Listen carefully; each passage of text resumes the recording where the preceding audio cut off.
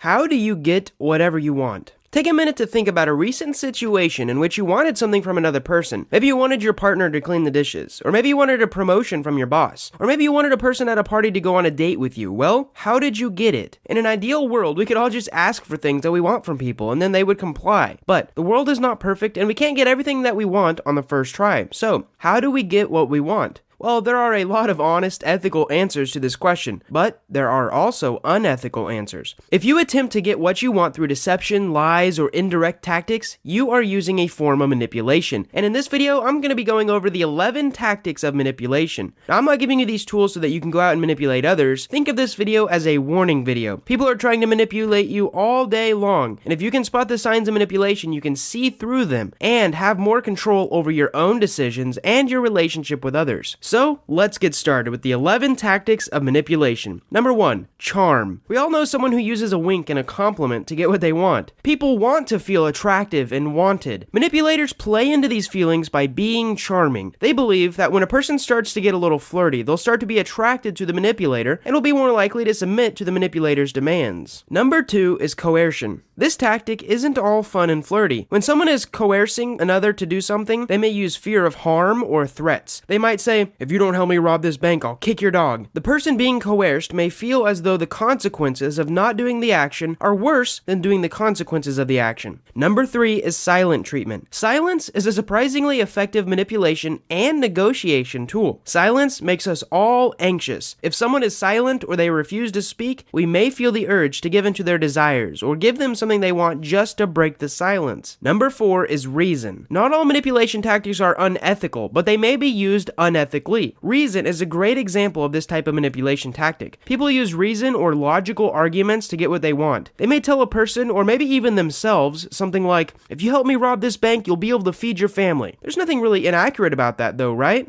When it's hard to argue against someone who uses reason as a manipulation tactic, you may be more likely to break down and give the manipulator what they actually want. Number 5 is regression. When two people reason with each other like adults, it can be easy for both parties to hold their ground. But when one person reverts to acting like a child, things might go haywire. This is a regression tactic. A person may whine, cry, or pout to get their way. People may give in simply because they want the childish behavior to stop. Number 6 is self-abasement. Not all manipulation tactics involve insulting or forcing the other person to do something. If a manipulator uses self-abasement to get what they want, they will humble themselves. Self-abasement may be used when a manipulator wants someone to forgive them, believe them, or maybe make efforts to strengthen a relationship. Self-abasement, if you don't already know, is basically whenever you humiliate yourself. People do this all the time with something called self-deprecating jokes. However, it is a form of manipulation. Number 7 is responsibility invocation. Let's say you're considering getting your nails done. It's easy to just decide, "No, I'm not going to get my nails done." However, if you've already booked an appointment, it's not so easy to just skip out and not get your nails done. Responsibility invocation uses these types of obligations to convince someone to follow through with plans that they've made. A manipulator might say things like, "But you've promised," or "I've already booked the reservations." That way, they can make saying no a lot harder. Number 8 is called hardball. Hardball tactics take coercion to the next level. While someone may use coercion to install the fear of harm, hardball tactics actually cause harm or bodily injury. If there's someone like this in your life, get away as soon as possible.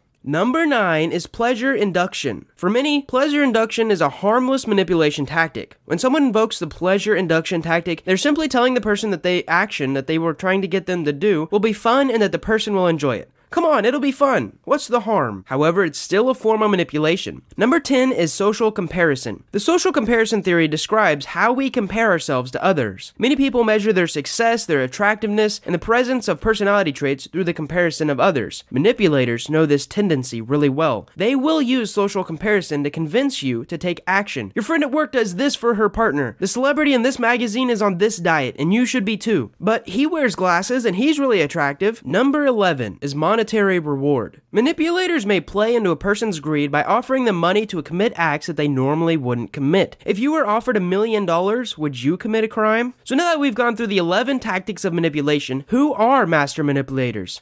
So let's break down some stereotypes here. Women are often framed as master manipulators. Well, this just isn't true. There are no sex differences in the tactics of manipulation. Research shows that men and women equally perform these tactics. You can just watch any pickup artist work his magic on YouTube, and the myths of women being manipulators will disappear before your eyes. Something else I want to talk about in this video is how do the tactics of manipulation show up in the big 5 traits. Manipulation tactics show up pretty frequently in the book The Prince. Machiavelli is one of the world's most famous manipulators. He's so infamous that one of the dark triad personality traits is actually named after him. People who are more Machiavellian are more likely to use and also justify their use of manipulation tactics. They believe that they are above ethics and they deserve to get what they want, even if it's through manipulation. The connection is rather obvious, but there are also some connections between the tactics of manipulation and the other big 5 personality traits, so let's take a look at them. Extroversion. People who score high in extroversion are more likely to use coercion and responsibility invocation. This is most likely because you're comfortable being around other people. What about agreeableness? People who score high in agreeableness are more likely to use pleasure induction and reason to get what they want. These 2 manipulation tactics are some of the most ethical. They convince people that they will get something positive out of taking certain actions. And conversely, people who are disagreeable are more likely to seek revenge on people through coercion and the silent treatment. Now let's move on to conscientiousness. Similar to agreeableness, people who score high on conscientiousness are more likely to choose reason over other manipulation tactics. And I think this is because OCD people are more likely to follow rules and think logically. And because of this, reason is very attractive to them. Now, on the other hand, people who score low in conscientiousness are more likely to pick tactics that are potentially criminal, like coercion or unlawful types of monetary reward. In fact, the opposite of conscientiousness is sometimes called impulsiveness. Number 4 is openness. People who score high for openness are more likely to use reason and sometimes pleasure induction and responsibility invocation. Successful reasoning often requires a higher understanding of logic or even a higher intelligence, and usually high openness and high intellect are commonly linked. Conversely, people who score low in openness are more likely to use social comparison. So as you evaluate relationships in your life, keep an eye out for master manipulators and the signs of the following manipulation tactics. The more you know about manipulation, the easier it will be to see these tactics at work and gain more control over the decisions you make. And if you want to, maybe you can manipulate someone into doing something good. For example, watching the rest of the videos on this personality series. I hope you guys enjoyed this video, and if you want to know what your big 5 personality traits are, I actually have a free quiz that you can take in the description below. Thank you so much for watching this video, and I hope you learned something.